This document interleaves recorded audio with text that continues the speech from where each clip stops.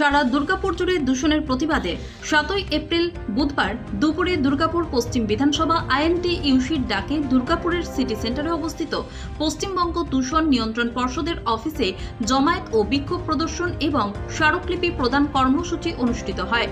এই কর্মসূচিতে উপস্থিত ছিলেন পশ্চিম বর্ধমান জেলা আইএনটিইউসির সভাপতি সুভাষ সাহা, প্রাক্তন জেলা কংগ্রেস সভাপতি তরুণ রায়, দুর্গাপুর পশ্চিম বিধানসভা আইএনটিইউসির সভাপতি রবীন চ্যাটার্জি, দুর্গাপুর আইনজীবী সেলের সম্পাদিকা দেবযানী দাস, দুর্গাপুর পূর্ব বিধানসভা আইএনটিইউসির সভাপতি রাজেশ পাসওয়ান, ডিটিপিএস ডিভিসির কন্ট্রাক্টর শ্রমিক ইউনিয়নের সহসভাপতি দীপ্ত দে, এএসপি ঠিকা মজদুর কংগ্রেসের সহসভাপতি স্বপন কুণ্ডু, সম্পাদক কানাই বসাক সহ আরও অন্যান্যরা।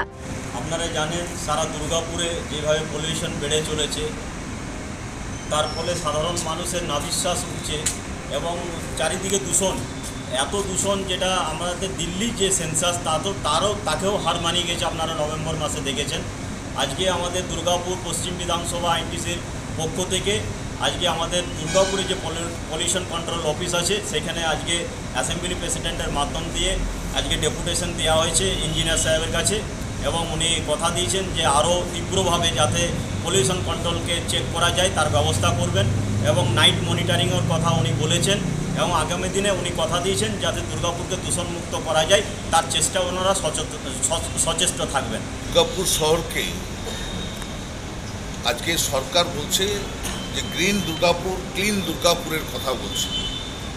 আদতে আমরা দিল্লি থেকেও আমরা যে আরও নিম্নগামী পলিউশনের দিক থেকে আমরা এটা বারবার বলেছি।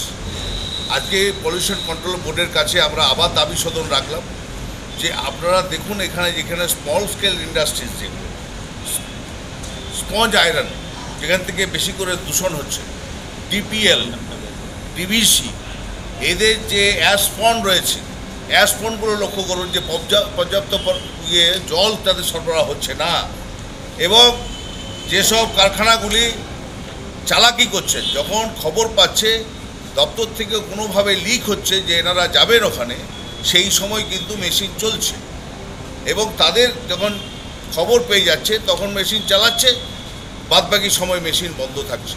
এই দিকে কষা সবার জন্য কর্তৃপক্ষের কাছে আমরা দাবি সদন রেখেছি যে দুর্গাপুরকে আরও আপনারা মনিটর করুন, আপনারা পদক্ষেপ নিন, দৃঢ় পদক্ষেপ নিন, যাতে এই যে পলিউশনের ক্ষেত্রে কোনোভাবে আপোষ আপনারা করবেন না, এটা ওনারা কথা দিয়েছেন।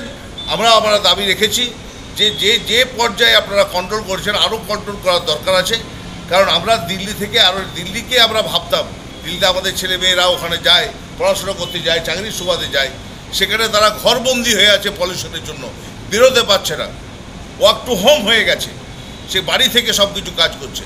সেই জায়গা তার থেকে নিচে গ্রাফিক আরও হাই লেভেলে চলে গেছে দুর্গাপুর। সেই দুর্গাপুরকে কন্ট্রোল করতে হবে। আমাদের আজকে দাবি সদন এইটাই।